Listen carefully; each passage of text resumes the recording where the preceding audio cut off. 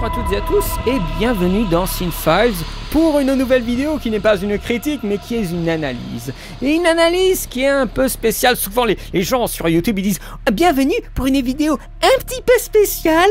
Combien de fois j'ai entendu cette connerie, mais bon, là elle est spéciale en effet puisque nous n'allons pas analyser une scène en particulier, nous n'allons pas analyser un film en particulier. Je vais vous proposer une vidéo qui va vous présenter un genre de cinéma. Un domaine de cinéma très précis qui est ciblé sur un pays en particulier, l'Allemagne. L'Allemagne, après-guerre, a fait une série de films qui vantent la campagne allemande, la campagne plus précisément bavaroise.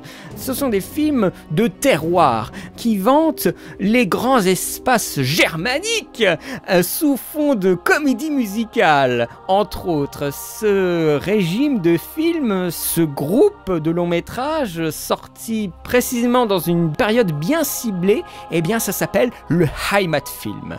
Peut-être que j'avais envie de vous donner cette analyse qui date de, je crois, 2013, hein, mais j'avais envie de vous donner cette analyse parce que récemment j'ai vu le diptyque adaptation des romans de Marcel Pagnol, La gloire de mon père et Le château de ma mère, que je vous ferai, je pense, en critique très bientôt.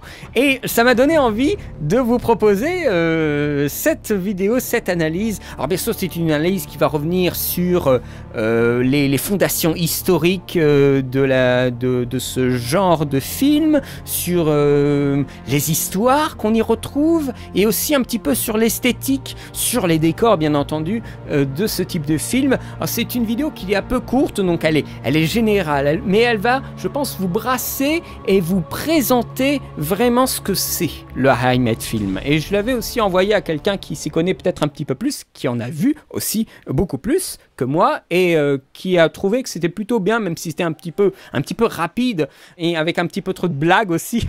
Enfin, vous verrez tout de suite parce que c'est quand même un peu ridicule les Heimatfilm, mais c'est aussi très ciblé pour les Allemands. Donc c'est pas forcément quelque chose qui nous plaira à nous Français, mais c'est un genre de film qui est ciblé à un pays en particulier. Donc je trouvais ça vraiment intéressant d'en parler. Et puis étant alsacien, hein, on n'est jamais très loin de l'Allemagne, vous savez. Donc non mais tout d'un coup, j'étais tombé sur un documentaire qui était assez génial sur le Heimatfilm. J'ai regardé ça avec beaucoup d'attention, j'ai pris beaucoup de notes, et je vais vous proposer donc la vidéo qui est dans la description. Vous avez un lien pour y accéder, pour regarder la vidéo, parce que bien sûr il y a plein d'extraits, même si ce sont des films allemands, ben, ils ont quand même des copyrights, donc je pouvais pas comme ça mettre la vidéo sur YouTube, c'est évident, depuis le temps vous êtes habitués. J'espère que cette vidéo vous aura plu, que le changement un petit peu de style, alors bien sûr c'est une vidéo qui date, hein, mais ça vous plaira aussi. Dites-moi vraiment ce que vous en avez pensé. Je sais qu'il y a beaucoup moins de gens qui regardent des vidéos d'analyse, et pourtant c'est un contenu qui est peut-être le plus riche que simplement donner son avis sur le film.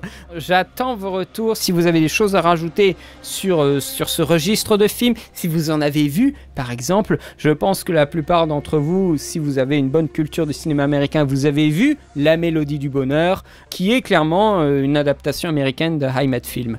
Je pense que vous trouverez peut-être 2-3 choses intéressantes dans cette vidéo. Quant à moi, eh bien, en août, je bosse aussi pas mal et j'aurai des trucs importants à faire en vrai. Mais peut-être que je vous proposerai un retour sur les Jurassic World Kingdom.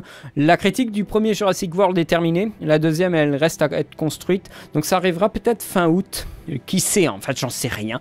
Mais je pense que ça arriverait à ce niveau-là. Et vous aurez, je pense, aussi La gloire de mon père et Le château de ma mère dans des vidéos de présentation assez courtes.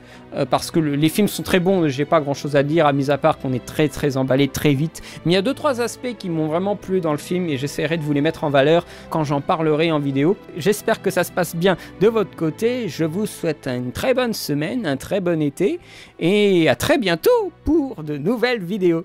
Allez, salut!